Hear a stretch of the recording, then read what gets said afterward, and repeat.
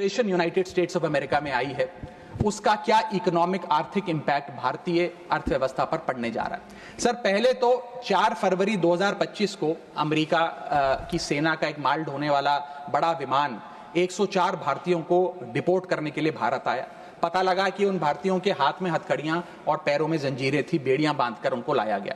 बताया जा रहा है कि 7,25,000 ऐसे लोग हैं जो बिना दस्तावेज के भारतीय प्रवासी वहां रह रहे हैं, जिनको अब एक एक कर अमेरिका भारत वापस भेजने जा रहा है। सर, हम चले तो विश्व गुरु बनने थे, वहां अमेरिका ने अपनी मिलिट्री लगाकर हजारों लोगों को डिपोर्ट करना शुरू कर दिया है। मैंने सर किसी बांग्लादेश, पाकिस्तान या श्रीलंका के नागरिक को डिपोर्ट होने की खबर तो नहीं पड़ी, लेकिन भारतीयों के साथ जो अमानवीयता हुई वो जरूर उसकी खबर पड़ी। सर, मैं ये स्पष्ट करना चाहता हूं कि इलीगल माइग्रेशन को तो शायद इलीगल इमिग्रेशन को इस सदन में बैठा कोई भी व्यक्ति सपोर्ट नहीं करेगा, लेकिन सर जो उस नाउमीदी के शिकार रोजगार की तलाश में युवा गए, उनके साथ जो इनह्यूमन ट्रीटमेंट हुआ उसको लेकर तो हमें आवाज बुलंद करनी चाहिए। सर, 40 घंटे तक उनके हाथों और पैरों में बेड़ियां बांध के रखा गया, वॉशरूम तक नहीं जाने दिया गया। सर, इसको लेकर मुझे लगता है शायद इस देश के हर नागरिक का खून खौलता होगा।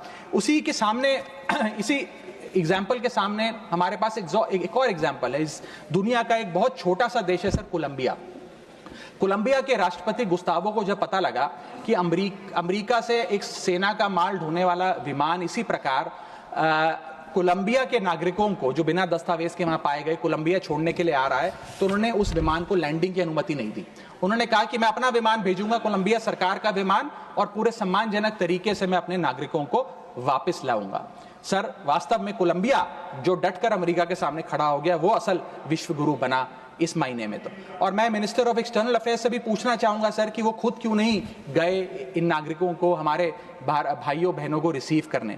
क्यों हमने जहाज नहीं भेजा, अपना भारतीय वायुसेना का जहाज, उनको वापस लाने के लिए। और जब हमारे पास पहले से ही सूची थी कि इन 104 भारतीयों को डिपोर्ट किया जा रहा है, तो हमने इसके खिलाफ प्रोटेस्ट क्यों नहीं किया? क्या अमेरिकी दूतावास से किसी को बुलाया, किसी से चर्चा करी, अपना विरोध दर्ज कराया? और अंत में सर, गुजरात, उत्तर प्रदेश, महाराष्ट्र, पंजाब और हरियाणा, इन तमाम राज्यों के ये लोग थे जो आए, लेकिन प्लेन को न जाने किस कारणवश अमृतसर में उतारा गया। मैं चाहूंगा इस विषय पर भी, इस स्ट्रैटेजिक डिसीजन पर भी माननीय विदेश मंत्री जी ध्यान आकर्षित करें सदन का। सर, क्या आपने कभी सुना है कि स्विट्जरलैंड का कोई नागरिक, डेनमार्क का कोई नागरिक, ब्रिटेन का कोई नागरिक, नीदरलैंड का कोई नागरिक डंकी रूट के माध्यम से अमेरिका गया हो नौकरी की तलाश में? नहीं सुना होगा सर। भारतीय ही क्यों मजबूर है डंकी रूट के माध्यम से अमेरिका पहुंचकर वहां पर मेहनत मजदूरी, छोटी मोटी लेबर का काम करने के लिए?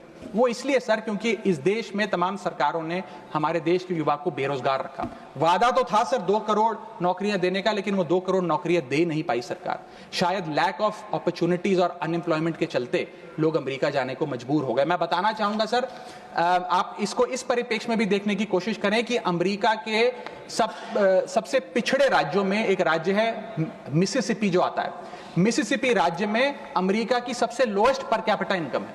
मिसिसिपी की भी लोएस्ट पर कैपिटा इनकम $48,000 प्रति वर्ष है। उसका मुकाबला करिए सर, कंपेयर करिए भारत की पर कैपिटा इनकम से।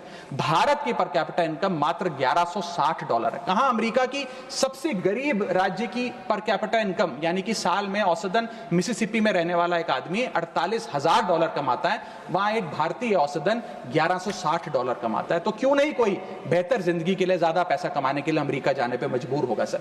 सर, मैं डोनाल्ड ट्रंप एडमिनिस्ट्रेशन की जो इकोनॉमिक इंपैक्ट भारत पे पड़ने जा रहा है उस पर भी आपका ध्यान आकर्षित करना चाहूंगा। सर, सबसे पहले H1B वीजास। ये H1B वीजा जो अब भारी रिस्ट्रिक्शंस के साए में फंसे हुए हैं, इसका सबसे ज्यादा अगर नुकसान किसी को होगा तो भारतीयों को होगा। सर, वर्ष 2023 में 3,86,000 H1B वीजा एप्लीकेशन अमेरिकी सरकार को आई, जिसमें से 72% एप्लीकेशन भारतीयों की थी। यानी कि अगर H1B मुश्किल होगा तो सबसे ज्यादा मार भारत के स्किल्ड लोगों को पड़ेगी। दूसरा, स्ट्रिक्टर H1B वीजा।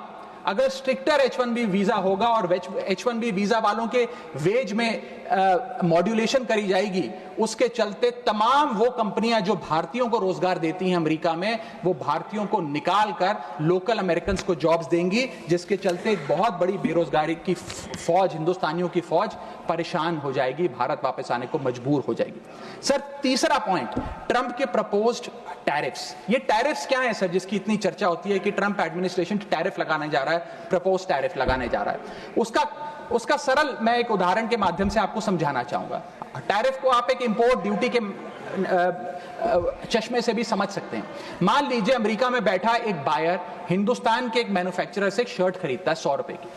आज वो शर्ट उसे 100 रुपए की पड़ती है, लेकिन अगर ये अमेरिका की नई हुकूमत ट्रंप एडमिनिस्ट्रेशन 20% का टैरिफ शर्ट्स पर लगा दे, एपरल्स पर लगा दे, तो वो 100 रुपए की शर्ट अमेरिका के बायर को 100 रुपए की नहीं 120 रुपए की पड़ेगी।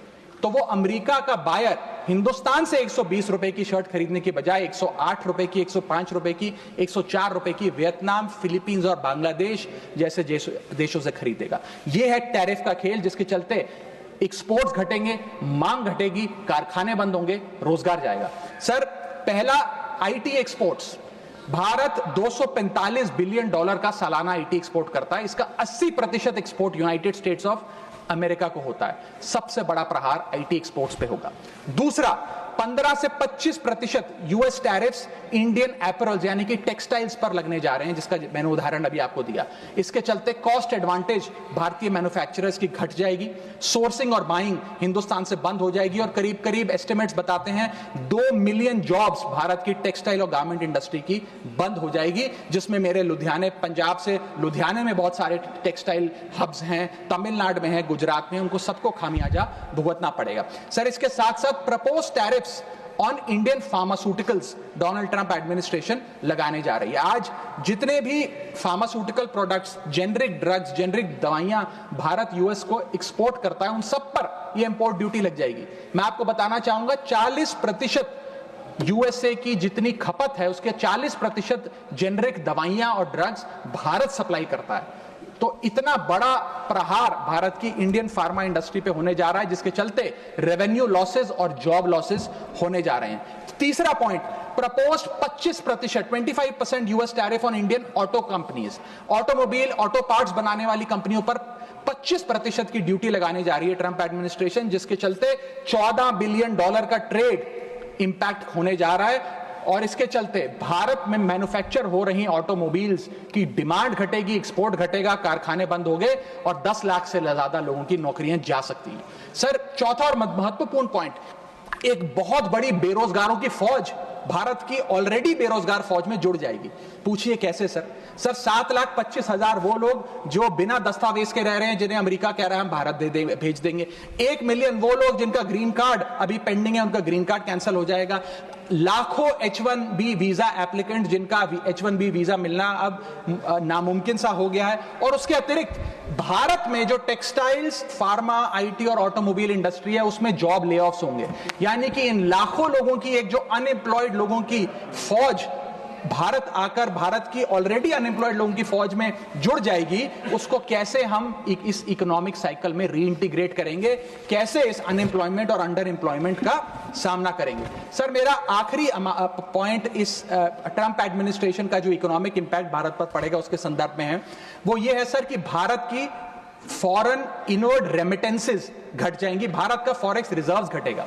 सर वर्ष 2024 में डॉक्यूमेंटेड एंड अनडॉक्यूमेंटेड भारतीय, प्रवासी भारतीय जो यूएस में रहते हैं, उन्होंने कुल मिलाकर $111 बिलियन भारत भेजे। यानी कि वहां पर जो आदमी रहता है वो कमाई करता है, वो पैसा हिंदुस्तान भेजता है ताकि हिंदुस्तान में जो उसका परिवार, बूढ़े माँ बाप, बीवी, बच्चे, भाई बहन है, वो सम्मानजनक जीवन जी सकें। जब उनकी नौकरियां ही नहीं रहेंगी, जब वो पैसा ही नहीं कमाएंगे, तो वो क्या पैसा भेजेंगे? जब वो पैसा नहीं भेजेंगे तो भारत के फॉरेक्स रिजर्व्स घटेंगे और फॉरेक्स रिजर्व्स घटने की वजह से रुपया और कमजोर होगा और डॉलर और मजबूत होगा। सर भारत की कॉर्पोरेट टैक्स कलेक्शंस में 3 से 4 हजार करोड़ का नुकसान होने जा रहा है इस ट्रंप एडमिनिस्ट्रेशन के प्रपोज टैरिफ्स की वजह से। और इन्फोसिस, टीसीएस जैसी बड़ी बड़ी कंपनियां अब 80 से 90% अमेरिकी लोगों को नौकरियां देंगी। भारतीय जो H1B वीजा पे वहां काम कर रहे हैं उनको निकालने का काम शुरू होने जा रहा है। सर जो अमेरिका कहता है वो भारत हमेशा से करता है, एक वफादार दोस्त की तरह।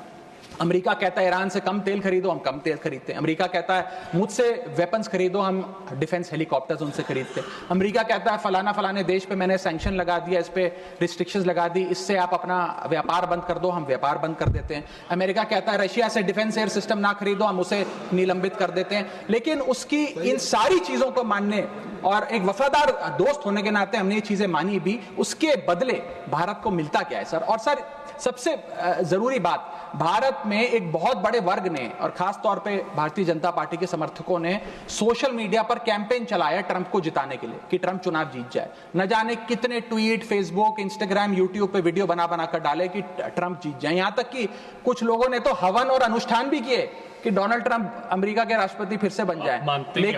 लेकिन उसके बदले हमें हासिल क्या हुआ? पहला झटका जो ट्रंप एडमिनिस्ट्रेशन ने दिया सर, वो भारत को दिया। सर इन 104 भारतीय जो वापस आए हैं, जिनकी हाथों में जंजीरें और पैरों में बेड़ियां थी, उनके लिए भी सर 4 पंक्तियां लाया हूं, गौर फरमाइएगा।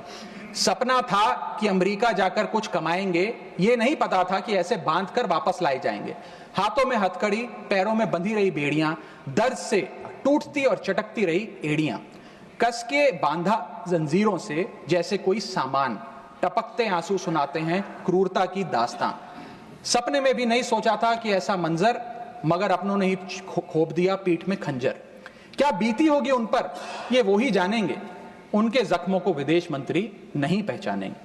हर चेहरे पर लिखी है क्रूरता की कहानी, हर चेहरे पर लिखी है क्रूरता की कहानी, गुनाह सिर्फ इतना कि वो है हिंदुस्तानी। सर अंत में मैं बस समाप्त कर रहा हूं सर।